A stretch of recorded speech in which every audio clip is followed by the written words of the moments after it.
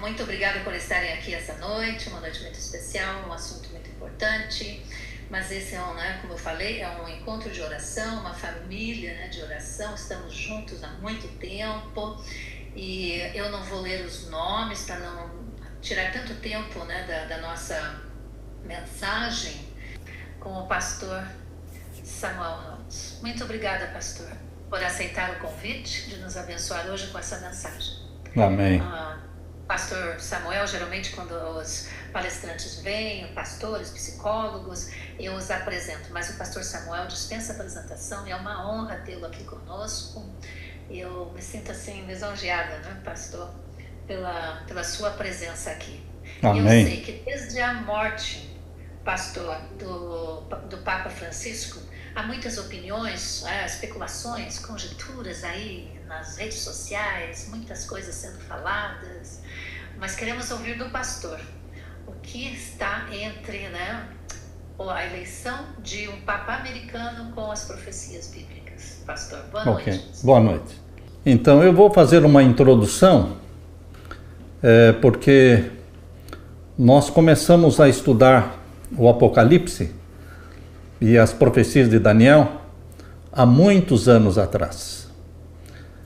Durante os meus primeiros 15 anos de ministério como pastor no Paraná e depois em Manaus, no Amazonas, durante os primeiros 15 anos eu pregava as 28 doutrinas deste livro maravilhoso aqui, nosso livro Nisto Cremos.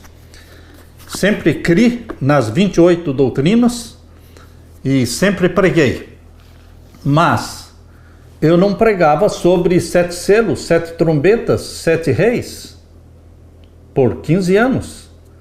Porque eu estudava e reestudava e não entendia, não achava consistência. E interessante, queridos, que estas profecias de 7 selos, 7 trombetas e 7 reis, elas não fazem parte das 28 doutrinas ou 27 doutrinas, como eram antigamente, as doutrinas fundamentais da igreja. Isto durou até quando nós fomos para Manaus. Em Manaus, nós chegamos em Manaus em 1984. Em 1984, o pastor Mike Wilson, o americano que estava lá, um missionário americano, ele decidiu voltar para os Estados Unidos e deixou a biblioteca dele, todos os livros em inglês, deixou a biblioteca dele lá na casa do meu amigo Antônio Carlos Jacobes. O irmão Antônio Carlos Jacobes comprou a casa do pastor Michael Wilson. Então, o Jacobes, meu amigo do coração, já faleceu, nosso irmão Jacobes, ele disse: pastor Samuel, pastor Michael Wilson voltou para os Estados Unidos, deixou a biblioteca dele aqui, e eu comprei a casa e os livros estão aqui. Você não tem interesse? Eu disse: eu tenho interesse.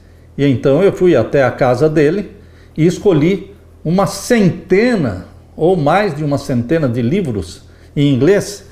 E nestes livros em inglês que eu peguei lá, eu encontrei este aqui, Give Glory to Him, falando sobre Jesus Cristo no santuário, o santuário no livro do Apocalipse, escrito por um médico, Robert Hauser. Isto foi escrito há muitos anos atrás. Deixe-me ver aqui o ano em que foi escrito este livro. Em 1983. 1983. Então, queridos, eu comecei a ler este livro, e este livro respondeu às minhas inquietações sobre o Apocalipse no que se refere aos 7 selos, 7 trombetas, 7 reis. Isso foi em 1984, 1985. Então, quando a lição da Escola Sabatina de 1989 chegou para todos nós, membros da Igreja Adventista, estudarmos a lição da Escola Sabatina de 1989. Está aqui: Triunfo no presente e glória no futuro. A lição da Escola Sabatina, escrita por Joseph Battistoni, foi o segundo trimestre e o terceiro trimestre. Foram 2 trimestres de 1989. 2 trimestres, ou seja, 6 meses estudando o Apocalipse no mundo todo.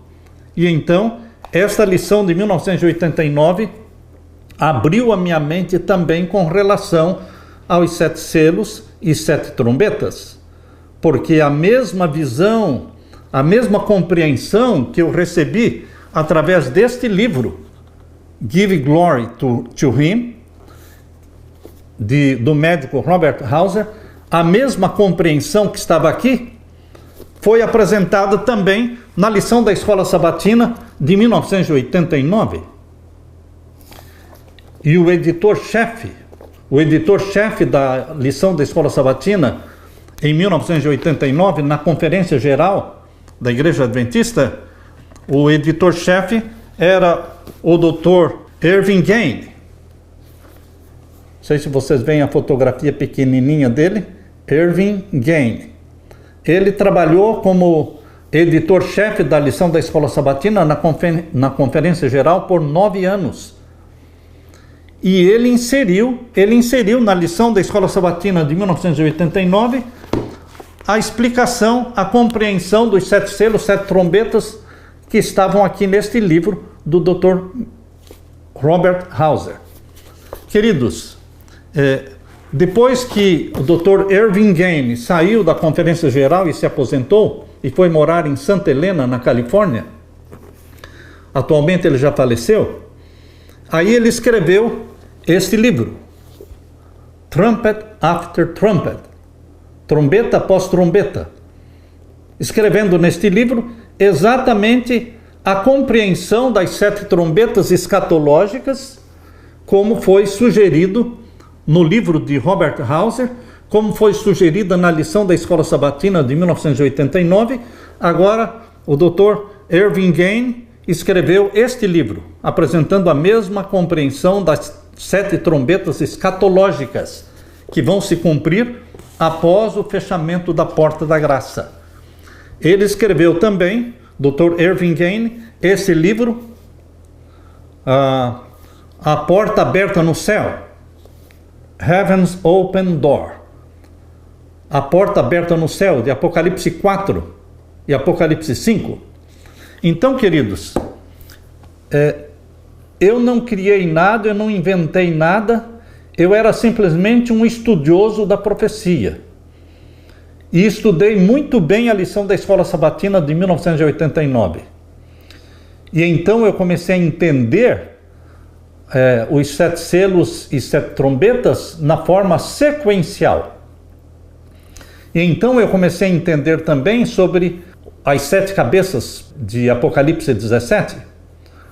Então, queridos, isso durou desde 1984 até quando eu fui para os Estados Unidos em 1998. Ou melhor, fui para lá em 1997, em abril de 1997, fazer o doutorado na Andrews. E depois de terminar o doutorado na Andrews, Deus me moveu, Deus incomodou meu coração para escrever os livros do Apocalipse. Estes 3 livros que temos aqui, o volume 1, volume 2 e volume 3, foram escritos a partir... eu estava ali em Richmond, Virgínia, quando escrevemos estes livros, e eu publiquei esses livros no ano de 2006. E então, o meu ministério começou a passar por uma grande mudança, porque de 2006 para frente, embora continuando sendo pastor nos Estados Unidos, até a minha aposentadoria, eu me aposentei nos Estados Unidos em 2013, e me aposentei, nunca fui disciplinado, nunca perdi credencial, nunca recebi nenhuma disciplina da igreja como membro lá nos Estados Unidos, fundador de igreja nos Estados Unidos, fundamos a igreja de Richmond, fundamos a igreja de Jacksonville, na Flórida. Então, queridos, nós continuamos a pregar aquilo que Deus nos revelou. Deus nos ajudou a entender. Não é algo que nasceu na minha mente, é algo que veio do estudo da lição da Escola Sabatina e dos livros do editor da lição da Escola Sabatina, que ele publicou esses livros depois da aposentadoria dele. Então, a compreensão hoje que nós temos das profecias do Apocalipse na forma sequencial e não na forma repetitiva, precisa ser analisada esta interpretação sequencial. Eu sou um forte defensor do historicismo. Eu sou um forte defensor do historicismo nas profecias de Daniel. Nós escrevemos esses 2 volumes, volume 1, volume 2 das profecias de Daniel, e aqui eu apresento o historicismo. Capítulo 2 de Daniel, historicismo, a visão do capítulo 7, capítulo 8, tudo historicismo. E as pessoas perguntam, por que você então não aplica o historicismo no Apocalipse? É simples a resposta. O historicismo é o melhor método para interpretar as profecias quando os acontecimentos são na Terra, são acontecimentos terrestres. Mas quando você chega no Apocalipse, o Apocalipse não foi escrito para ser entendido ao longo da história. Vou repetir. O Apocalipse não foi escrito para ser entendido ao longo da história. Tanto é que o Apocalipse só começou a ser entendido em 1844, quando chegou à igreja de Laodiceia. A razão da decepção, do desapontamento de 22 de outubro de 1844, o desapontamento que nós passamos, foi exatamente por não compreendermos o Apocalipse, que se concentra no santuário celestial. O Apocalipse está concentrado no santuário celestial. E como o santuário celestial, a porta estava fechada, a porta do Santíssimo, antes de 1844, esse foi exatamente o livro que o Dr. Irving Gaines escreveu, A Porta Aberta, falando desta porta aberta que era fechada antes de 1844, ela se abriu nessa data com a igreja de Laodiceia, que quer dizer povo do juízo. Foi então que o Apocalipse começou a ser entendido, porque o santuário celestial começou a ser entendido. Porque o foco do livro do Apocalipse é o santuário celestial. Tanto é que as 7 igrejas do Apocalipse mostram Jesus andando no meio dos 7 castiçais, que representam o lugar santo do santuário celestial. Os 7 castiçais. É o período que durou desde a igreja de Éfeso até a igreja de Laodiceia, Jesus andando no meio dos 7 castiçais, no meio das 7 igrejas. Somente quando chegou a igreja de Laodiceia, povo do juízo, é que Deus mudou o cenário. Porque quando chegou na igreja de Laodiceia, Deus mudou o cenário, mostrando a porta aberta no céu, a porta para o Santíssimo. Qual é a prova de que a porta aberta no céu de Apocalipse 4 é a porta do Santíssimo? Porque é a porta que mostrou a sala do trono. Hoje pouco se fala sobre o Santíssimo. Hoje fala-se muito sobre sala do trono, sala do trono. A própria lição da Escola Sabatina, atualmente que estamos estudando, ela repete várias vezes a palavra sala do trono, sala do trono. Mas nós deveríamos entender que sala do trono é Santíssimo. Então, quando Apocalipse 4, no período de Laodiceia, mostra a sala do trono, que é o Santíssimo, mudou o cenário. O cenário até 1844 era Cristo andando no lugar santo, no meio dos 7 castiçais, porém quando chega no período de Laodiceia, mostra a sala do juízo com o trono de Deus, com 4 querubins, seres viventes, ao redor do trono de Deus, e mais 24 anciãos assentados sobre 24 tronos. Isso foi no capítulo 4. E no capítulo 5 mostra o Pai segurando o livro selado com 7 selos, e aí é introduzido Jesus Cristo. Jesus Cristo é introduzido na presença do Pai, na sala do trono, no Santíssimo, em 1844. exatamente para receber o livro selado da mão do Pai. Queridos, esta forma sequencial do Apocalipse, que mostra que na sétima igreja começam os 7 selos. Quando nós chegamos no 7º selo, que é o fechamento da porta da graça, quando nós chegamos no 7º selo, que é o fechamento da porta da graça, então começam a ser tocadas as 7 trombetas. Essa é a forma sequencial do Apocalipse. Depois desta introdução, então, eu quero falar com vocês sobre o capítulo 17. Então, o capítulo 17 do Apocalipse, ele não surge na profecia assim de repente. Porque antes do capítulo 17, tem as 7 pragas do capítulo 16. Eu geralmente pergunto, se as 7 igrejas foram sequenciais, e as 7 pragas também são sequenciais, por que então os 7 selos e as 7 trombetas também não deveriam ser sequenciais? Pensemos um pouco, analisemos. Porque são 4 ciclos de 7. O primeiro ciclo de 7 é sequencial. O último ciclo de 7 é sequencial. Por que os 2 intermediários, 7 selos, 7 trombetas, seriam repetitivos? Não poderiam ser sequenciais, como a própria Bíblia mostra? Porque a Bíblia mostra que é sequencial. Os 7 selos seguem na sequência da 7ª igreja, Laodiceia. E as 7 trombetas seguem na sequência do 7º selo, que é o fechamento da porta da graça.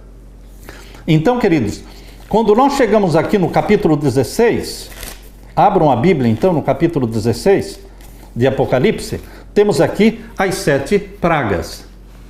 É interessante que as últimas 3 pragas, poderíamos dizer então aqui, a 5ª, a 6ª e a 7ª praga, caem todas sobre o trono da besta.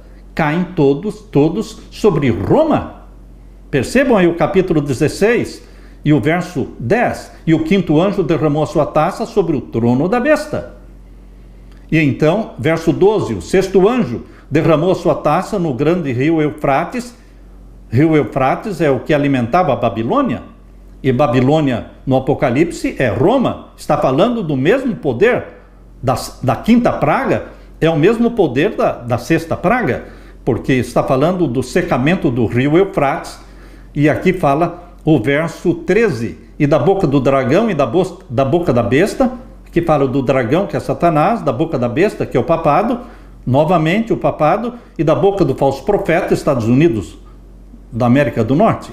Então, aqui está falando também do poder papal, a 6ª praga. Quando chega na 7ª praga, no capítulo 16 e o verso 17, e o 7º anjo derramou a sua taça no ar, e saiu grande voz do templo do céu, do trono, ou seja, do Santíssimo, não é? Dizendo, está feito. E houve vozes e trovões e relâmpagos, e um grande terremoto, como nunca tinha havido desde que há homens sobre a terra. Tal foi este tão grande terremoto.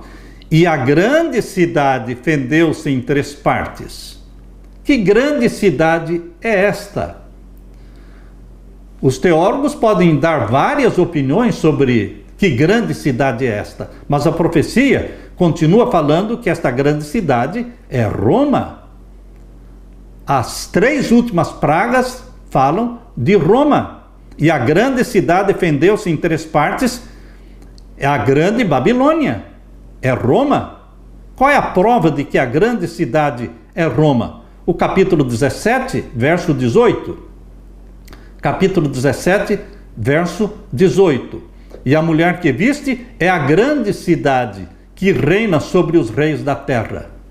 A grande cidade que reina sobre os reis da terra. Só tem uma grande cidade que reina sobre os reis da terra. Só tem uma, não 2 ou 3. É Roma. Aliás, a última visita que uma autoridade fez para o Papa Francisco antes dele morrer foi o vice-presidente dos Estados Unidos, Vance. Ele foi a Roma. E agora, na eleição do Papa americano, Leão XIV, Vence, o vice-presidente, também já foi lá para ter uma entrevista.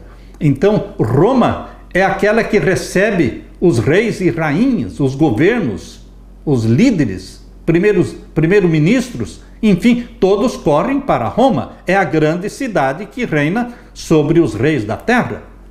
Esta é a grande cidade que recebeu a 7ª praga. Por isso que diz aqui, o capítulo 16, verso 19, e a grande cidade fendeu-se em 3 partes. Então, queridos, considerando que as 3 últimas pragas falam da grande cidade de Roma, que é Vaticano, que é papado, agora Deus mostra e revela para João quem é esta grande cidade. Capítulo 17. Capítulo 17, esta visão foi dada para explicar, não para João, porque João não entendeu a profecia. Assim como Daniel, quando recebeu a profecia das 2.300 tardes e manhãs, também não entendeu. Deus disse, é para o tempo do fim. Então, João, que estava lá no 1º século, quando recebeu esta visão, não entendeu o capítulo 17. Capítulo 17 veio verso 1. E veio um dos 7 anjos que tinham as 7 taças. Quem é que veio, então, explicar a visão para João? Um dos 7 anjos das 7 taças. Poderíamos dizer que foi o 7º anjo, da 7ª taça, que veio explicar para João o que era esta grande cidade. E veio um dos 7 anjos que tinham as 7 taças. Por que eu estou fazendo essa introdução? Para provar, biblicamente, que o capítulo 17 é uma profecia voltada para o tempo do fim, porque é antecipada pelas 7 pragas. E a visão do capítulo 17 somente explica quem é esta grande cidade, o que ela fez no mundo e o que ela ainda vai fazer. Aqui diz o capítulo 17, verso 1, veio um dos 7 anjos que tinham as 7 taças e falou comigo, dizendo-me, vem mostrar-te-ei a condenação da grande prostituta que está sentada sobre muitas águas. A grande cidade que reina sobre os reis da terra, capítulo 17, verso 18, é a grande prostituta que está sentada sobre muitas águas, sobre muitos povos, nações e línguas. Porque águas em profecia, Apocalipse 17, verso 15, diz que a água em profecia são povos, multidões, nações e línguas. É uma igreja universal, poderosa. Ninguém mais poderoso do que a igreja romana. Verso 2, com a qual se prostituíram os reis da terra, e os que habitam na terra embebedaram-se com o vinho da sua prostituição. É esta a igreja de Roma que deu a beber o vinho das suas doutrinas falsas. Todas as igrejas protestantes evangélicas, todas beberam do vinho de Babilônia. Estão bêbados com as doutrinas falsas de Babilônia. E esta mulher tem o apoio do dragão, porque esta mulher está sentada sobre uma besta que tem 7 cabeças e 10 chifres. E eu não quero saber a opinião de ninguém sobre quem é esta besta com 7 cabeças e 10 chifres, porque para você que ama a palavra de Deus, só tem valor aquilo que a Bíblia fala, não o que nós, pastores ou teólogos, falamos. O que a Bíblia explica está no capítulo 12. Capítulo 12, verso 3. E viu-se outro sinal. Eis que era um grande dragão vermelho que tinha 7 cabeças e 10 chifres. Este grande dragão vermelho com 7 cabeças e 10 chifres, capítulo 12, verso 9, diz que é o diabo. E foi precipitado o grande dragão, a antiga serpente, chamado o diabo, Satanás. Então, é esta besta com 7 cabeças e 10 chifres que está sustentando a mulher prostituta, a igreja de Roma. Isso está claro. Isso é Bíblia explicando Bíblia. Então, queridos, o capítulo 17 começa mostrando quem é esta grande cidade que reina sobre os reis da terra, quem é esta mulher assentada sobre a besta. Tudo aqui gira em torno de Roma. O capítulo 17, todo ele, o foco é Roma, Roma, Roma, verso por verso. Eu não vou ler todos os versos, porque nós não vamos ter tempo para isso. Mas todos os versos, a mulher estava vestida de púrpura, verso 4, não é? De escarlate adornada com ouro, pedras preciosas e pérolas, tinha na mão um cálice de ouro, cheio das abominações. Que mulher é esta com um cálice de ouro, que dá a beber às nações? É a igreja de Roma. Verso 5, na sua testa estava escrito o nome mistério, a grande Babilônia, a mãe das prostituições. É a igreja de Roma. É a igreja de Roma. É Roma, é Roma.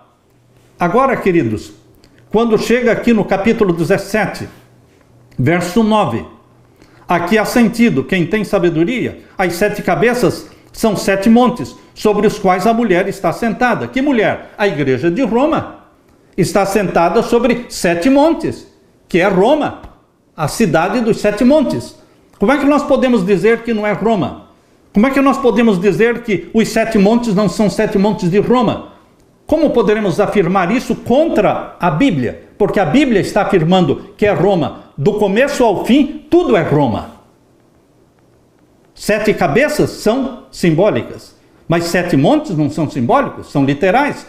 São os montes sobre os quais a mulher, que a igreja de Roma, está assentada. E são 7 reis. 7 reis da China? Não. Da Rússia? Não. Porque o contexto todo é Roma. Roma. Então são 7 reis de Roma.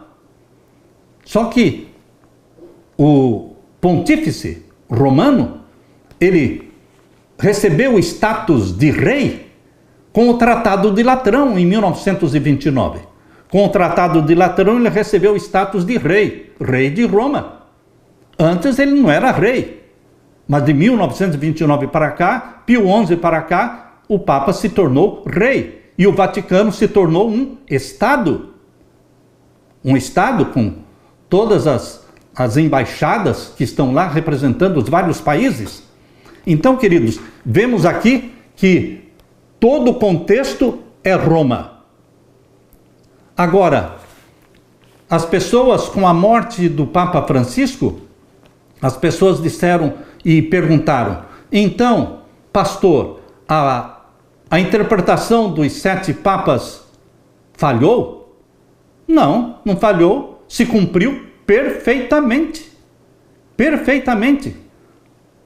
A 7ª cabeça começou com o Papa Bento XVI, ele renunciou, foi adicionado mais um Papa na 7ª cabeça, Papa Francisco, e agora morreu o Papa Francisco, morreu a 7ª cabeça.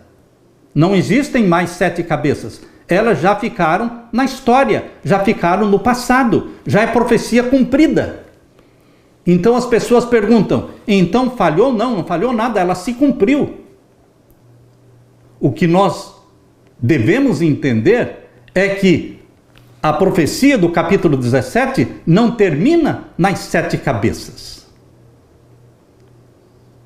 É esse ponto que nós temos que entender, que a profecia do capítulo 17 não termina nas 7 cabeças, que já se cumpriram, que já acabaram.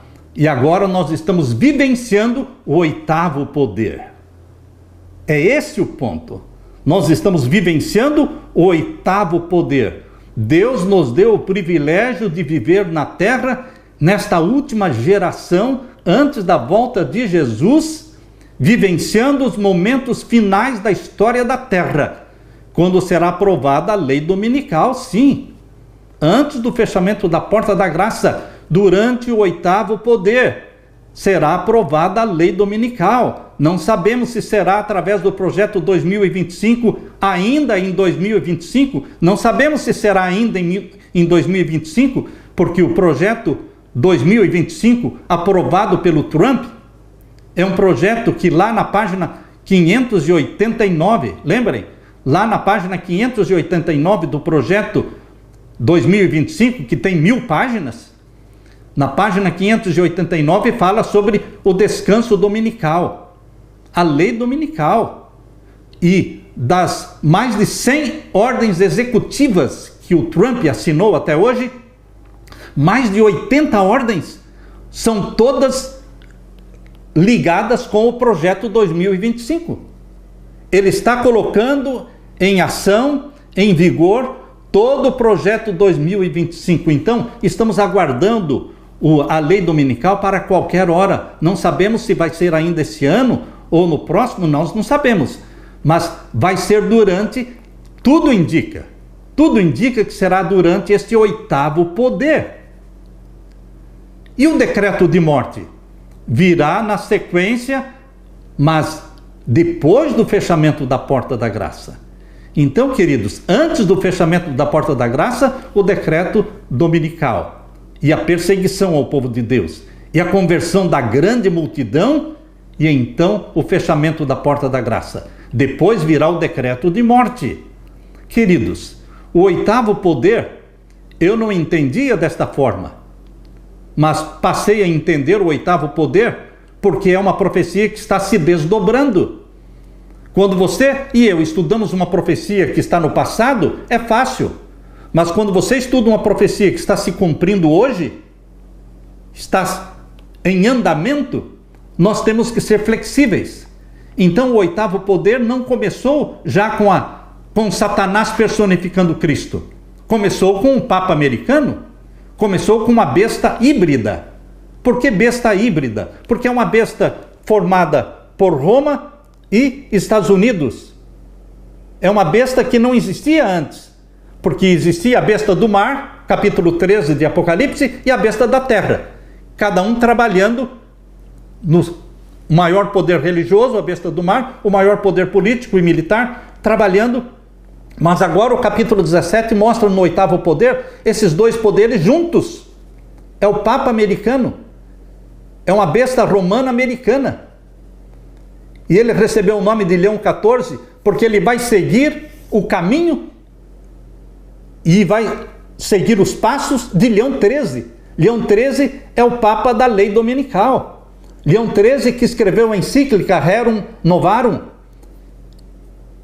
em 1891, e ele, em 1888, por influência do Papa Leão XIII, o senador Blair procurou introduzir a lei dominical no Senado americano em 1888, no mês de maio de 1888. Não foi aprovado, mas houve um interesse, houve uma tentativa do Papa Leão XIII de impor a lei dominical em 1888, usando o senador Blair. E agora o Leão XIV vai seguir o mesmo passo, o mesmo caminho de Leão XIII. Tudo indica que ele também vai trabalhar fortemente na lei dominical, que faz parte do projeto 2025, aprovado pelo Trump. Então, queridos, ele escolheu um nome de guerra, Leão XIV. É um leão romano. E somente o leão da tribo de Judá pode proteger você, meu irmão. Somente o leão da tribo de Judá, Jesus Cristo, pode nos livrar do leão romano, chamado Leão XIV, que virá com lei dominical e perseguição ao povo de Deus. E tudo indica que é este poder, 8º poder, que vai introduzir e vai apresentar diante do mundo o Satanás personificando Cristo, o falso Cristo. Então, Satanás faz parte do 8º poder, mas ainda não se manifestou. Por enquanto está a besta romana americana. Mas entendemos que breve, não sabemos quão breve, ele vai apresentar diante do mundo o falso Cristo. E então virá o decreto de morte, porque isso será após o fechamento da porta da graça. Então, meus queridos, neste período do 8º poder, você percebe aqui no capítulo 17, no verso 12, no período ainda do 8º poder, a terra vai ser dividida em 10 reinos. Diz aqui o capítulo 17, verso 12: e os 10 chifres que viste são 10 reis, que ainda não receberam um reino, mas receberão poder como reis por 1 hora, juntamente com a besta. Estes têm o mesmo intento e entregarão seu poder e autoridade à besta. Esta divisão da terra em 10 reinos, 10 supernações, ela está em processo há já décadas. Há décadas a terra está sendo dividida em 10 supernações. Mas ainda falta 1 ou 2 supernações serem formadas. mas elas serão formadas durante o oitavo poder. É isso que a profecia do capítulo 17 está mostrando. E o papado vai reinar sobre o mundo todo, sobre as 10 supernações. E qual é a certeza disso? A certeza disso é que quando Jesus Cristo voltar, quando a pedra de Daniel capítulo 2, verso 44, quando a pedra descer do céu e atingir a estátua nos pés, ela atinge uma estátua nos pés com 10 dedos, não com 7 dedos. Inicialmente, os 10 dedos representavam as 10 nações que surgiram do Império Romano. Isso lá em 476. Mas agora, no tempo do fim, esses 10 dedos da estátua de Daniel 2 representam as 10 supernações, os 10 reinos de Apocalipse 17, verso 12. A terra estará dividida em 10 supernações quando a pedra descer do céu.